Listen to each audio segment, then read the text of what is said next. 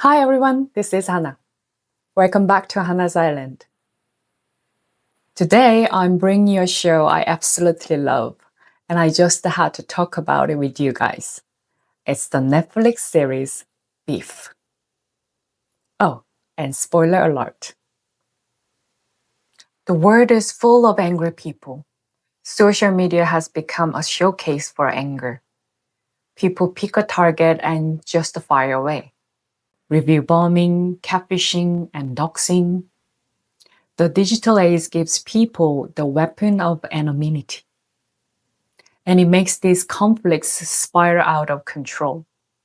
People hide behind their screens. They easily judge and ruin other people's life.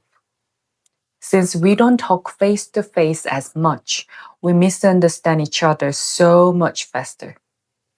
It feels like anger is the only way some people prove they exist. They sharpen their words and hunt for their next target. People seem determined to misunderstand each other. They just keep honking their horns. Context is gone. Only broken, angry words float around in the air. Judging comes before listening, and rejecting comes before empathizing. It's bizarre how normal this has become. But if you look deeper inside this anger, there's a sad truth. Beneath this intentional misunderstanding, there's a deep loneliness. It's that lingering empty feeling inside. It's a twisted scream. They want to connect, but they just don't know how. It's a desperate SOS signal saying, please look at me. They want someone to see their empty hearts, but they only know how to show it through anger. Since this is the only way society taught them to communicate, their words just can't break past that limit. The Netflix series Beef looks right into this. It shows the deep loneliness and isolation hiding behind the mask of modern anger. In English, the word beef means a serious grudge or a long, exhausting fight. It perfectly captures all the hatred people throw at each other today. This show isn't just about road rage. It's about the giant hole we all have in our hearts. It's a sad and pathetic story about how we misunderstand each other while trying to fill that hole. The show was a massive hit. It won 8 Emmy Awards in 2024, including Best Limited Series, Best Directing, Best Writing, and Best Actor and Actress for Steven Yeun and Ellie Wong. It also swept the Golden Globes and SAG Awards. Why did everyone love it so much? Because it started with a very specific Asian immigrant story, but it captured a universal feeling. That universal feeling of emptiness and the desperate need to be truly understood. And it did this in a very stylish and destructive way. It's a huge milestone.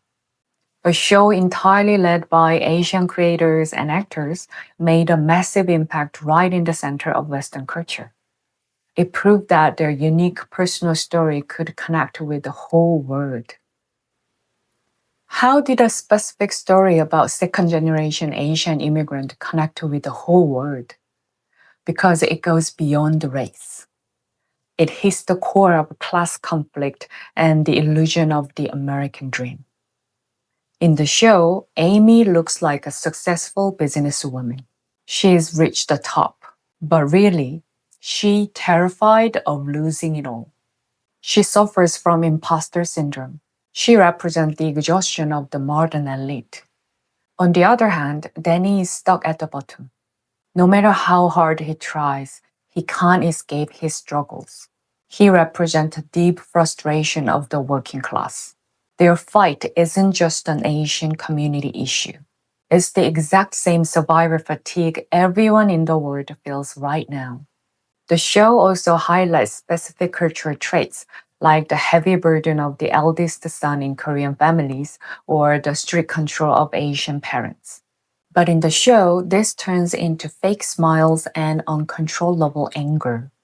Suppressing your true self to meet other people's expectations makes you feel like a ticking time bomb inside. This isn't just an Asian problem. White corporate workers and millennials deal with this exact same modern disease. Also, Hollywood usually treats Asian as stereotypes: the meth nerd, the sidekicks, or the mystical martial artist. But in Beef, the Asian characters are pathetic. They follow their desires. They are selfish and sometimes crazy. They are perfectly flawed humans. Because they are shown as real, complex people with deep flaws, viewers could relate to them, human to human. This Asian story looks so different at first, but when you peel it back, it's actually the exhausted, bare face we all try to hide. That's why Western audiences saw themselves in VIP and went crazy for it. This feeling of a suppressed self is very close to the real life of the creator Lee Sung-jin. He's a second-generation Korean immigrant. To please his parents, he graduated from UPenn, an Ivy League school. He was typical elite students looking for a good job, but he carried the dark shadow of the Korean diaspora. Asian immigrant families often pass down this huge pressure to succeed. Playing the good kid to make his parents happy was a heavy chain around his ankle. It was the source of his exhaustion. When he moved to Hollywood to follow his heart, he had to hide who he really was to survive. For a long time, he used the name Sonny because it was easier for white people to pronounce. He twisted himself to fit into a word that wasn't his. This matches exactly with the identity crisis the characters face in the show. He worked on the comedy shows and learned how to capture the dark, pathetic side of human nature. He built a great career in Hollywood, but it was always under the fake mask of Sonny Lee. He suppressed himself for mainstream success. But that painful time became the exact fertilizer for the cynical and sad insights in Beef. It wasn't until Beef that he finally threw away his name Sonny. He put his real name Lee Sung-jin on the credits. It was a bold statement. He was breaking out of the prison of social expectations. He was finally using his true voice. He didn't just want to show a unique immigrant story to the world. He wanted to share his own deep questions. Who really understands me? And how do I face the emptiness behind my success? A real-life road rage incident inspired the show. A white man honked at him and yelled. As Lee Sung-jin followed the car, he felt a weird rush and then a deep emptiness. He asked himself where all that deep anger was coming from. That's how the show started. These raw emotions built into two extreme characters, Danny and Amy. Amy seems successful, but she has a giant black hole inside. She is obsessed with perfection but still feels empty. Danny is crushed by the pressure to provide for his family. He's lost all his self-esteem. Through their crazy fight, the director makes a confession. The thing we are actually angry at isn't the other person. It's ourselves, trapped in a miserable reality. The hate we project onto others is really just self-hatred. This deep philosophy comes from the pain of living as Sonny. It tells everyone who changed themselves for others to wake up. It urges us to break our fake shells and face our own screams. A big part of the show's depth is the dynamic between the three East Asian backgrounds: Korean, Chinese, and Japanese. They are all second-generation immigrants, but the historical and cultural biases of their countries still play out quietly and strongly between them. George has a passive aggressiveness and a sense of moral superiority.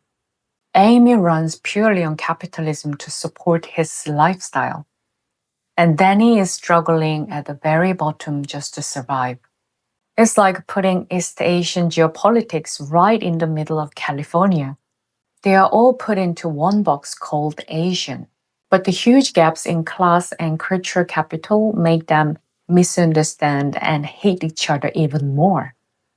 Danny's line, Western therapy doesn't work on Eastern minds, speaks volumes. He was born and raised in the US, but he boxes himself in as Eastern. It's a defense mechanism. He knows that Western individualism can't fix his trauma. His trauma comes from the confusion idea of saving face and collective family responsibility. To Danny, therapy is a luxury for people who can talk elegantly about their pain. The only things he can lean on are the suffocating burdens of his family and the religious hypocrisy of the Korean church. He was raised in the US, but society always treated him as a foreigner. So he refuses the Western healing system and chooses to isolate himself. But deep down, both Danny and Amy want the exact same thing. They desperately want to be truly understood without conditions. Danny rejects therapy. Amy actively goes to therapy. But for her, it isn't a place to heal. It's just another tool to keep up her perfect image. She sits on the couch and only says the proper things the therapist wants to hear. She hides her true darkness. In the end, both suffer from the same alienation. They both have a deep, suppressed Asian trauma that Western systems can't fix. It's the sad paradox of the diaspora. They were born in the US, but they strongly identify as Korean, Chinese, or Japanese. Philosophically speaking, identity is mostly shaped by how others see you. As long as mainstream white society treats them as forever foreigners, they can never be pure US citizens without a hyphen. They aren't romanticizing their home countries, but they cling to their national identity to protect themselves. They hide in the old fortress of their roots to find meaning. It's a desperate choice to calm their anxiety. But the tragic part is their home countries don't accept them either. They only learn about their cultures indirectly through their parents. If they actually went to Korea, China, or Japan, they wouldn't be welcomed as true locals. Because of tiny language differences and their Western mindsets, they would just be seen as foreigners there too. This is the cruel double alienation of the second generation. They don't fit into mainstream US society because of their race, and they don't fit into their home countries because of their culture. So Danny's Eastern identity is like a phantom limb. He belongs nowhere. This absolute emptiness of being a borderline person is the real reason they honk so angrily at each other. And the trauma from their immigrant parents makes it worse. The classic, do you know how much we sacrifice for you, guilt trip leaves the kid with an emotional debt they can never pay back. Their parents had to hide their feelings to survive. Now the kids inherit that emotional numbness and fake smiles.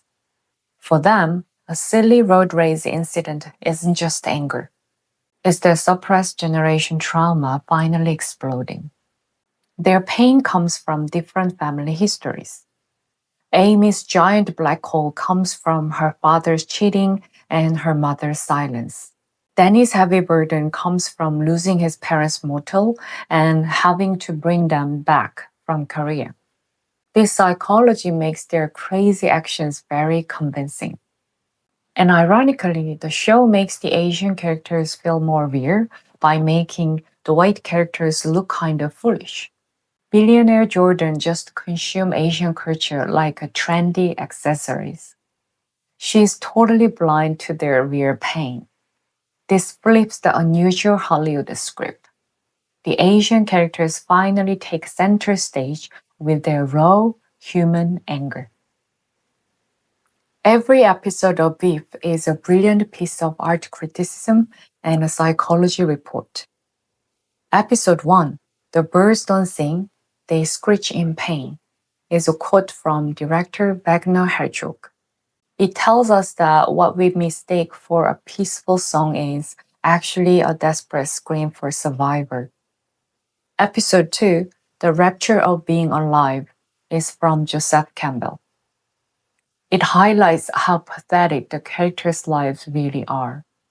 Episode 3, I Am Inhabited by a Cry, is from a Sylvia Plath poem.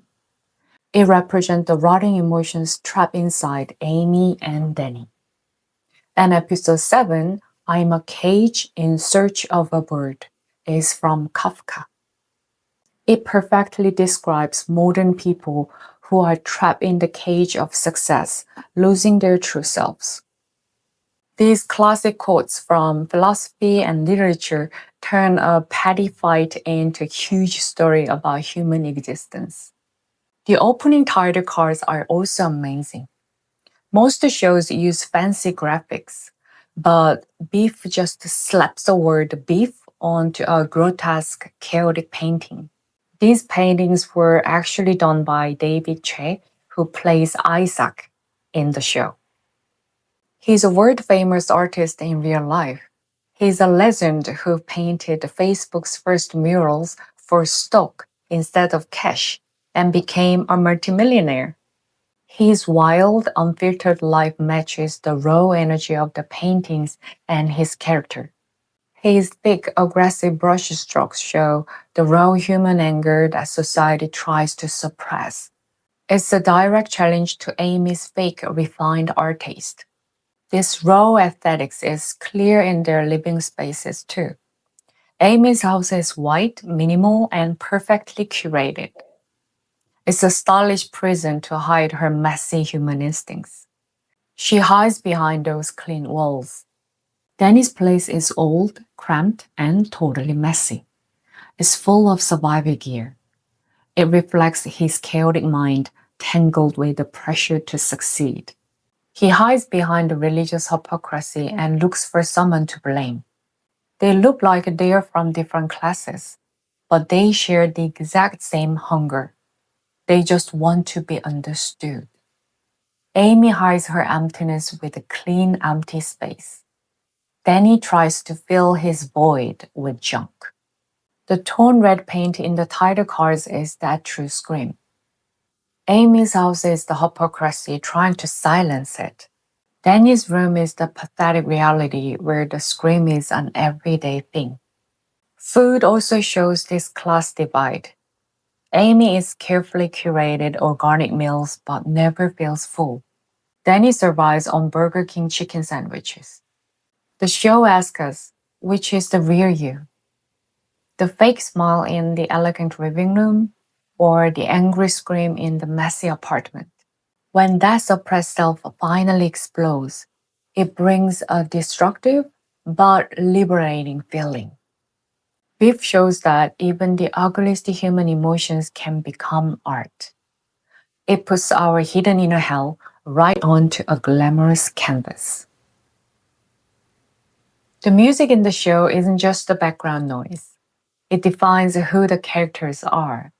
Songs from Hoobastank, Incubus, and Oasis take us back to the late 90s and early 2000s. It shows that Danny and Amy are emotionally stuck in that era. For these millennials, this music isn't just about happy past. It's the soundtrack of their unresolved trauma. They wear the mask of successful adults, but through their earphones, they are still lost teenagers. Their bodies grew up, but their minds are still stuck in an emotional puberty, starving for approval. The scene where Danny breaks down crying at church is a masterpiece of emotional reality. His tears aren't really about faith. It's the only place where he is legally allowed to be weak. It's the moment his suppressed self is finally set free. When his suppressed emotions finally explode through the music, we see his universal sadness. It makes us feel a sad connection, reflecting the pathetic side we all hide in our hearts. This is where we need to talk about the role of the Korean church in the US. My uncle, who moved to Philadelphia 30 years ago and became a US citizen, got so much help from his church when he first arrived. He's still very active there today. Korean churches in the US are very exclusive. They don't mix much with other Asian groups. Because of the language barrier and cultural isolation, the church is the only place they can network, do businesses, and feel a sense of social status. When Danny wants to be the praise leader and tries to use the church for illegal money, it shows the reality.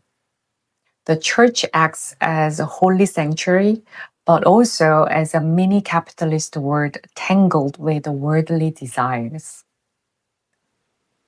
In the final, everything falls apart. In the middle of the desert, all their social status and money disappear. They eat poisonous berries and skittles together. During their hallucination, the boundary between you and me completely melts away.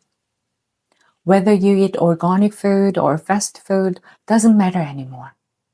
Faced with the basic hunger and the fear of dying, they are finally equal.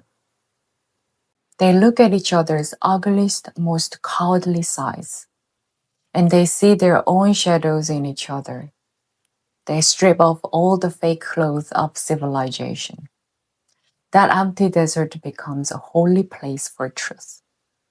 No smartphones, no cars, no social status. Their voices mix and their identities swap. I am you, and you are me. It's the first time these two souls who spent their whole lives faking it finally see their true faces through someone else. Director Lee Sung-jin said, the show starts with anger but ends with a connection. People are trapped in their own bubbles, easily get angry, but inside they are just incredibly lonely. The rude things we see people do are really just weird expressions of that loneliness. The director said it's important to protect your own peace. But to him, the most beautiful thing was the perfect understanding that comes after a horrible, ugly mud fight. Finding true connection at the end of all that anger is the highest point humans can reach. The final scene in the quiet hospital room is a masterpiece. In the pale light, Amy lets go of all her pride.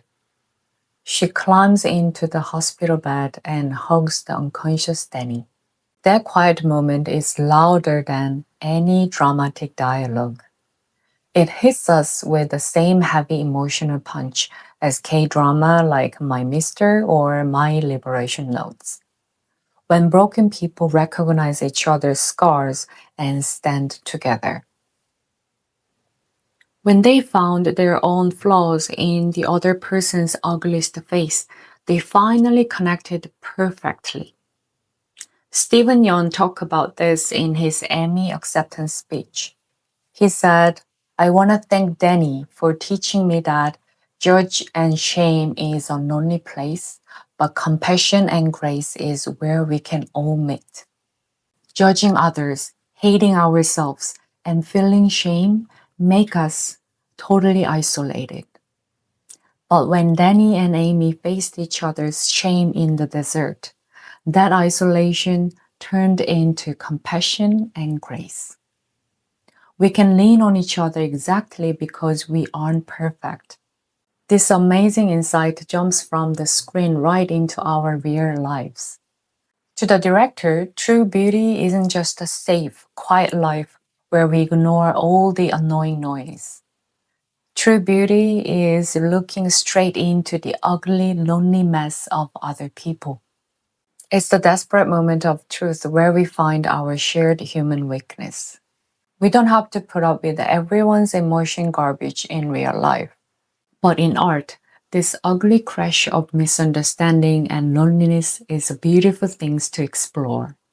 The salvation modern people really want is money or applaud.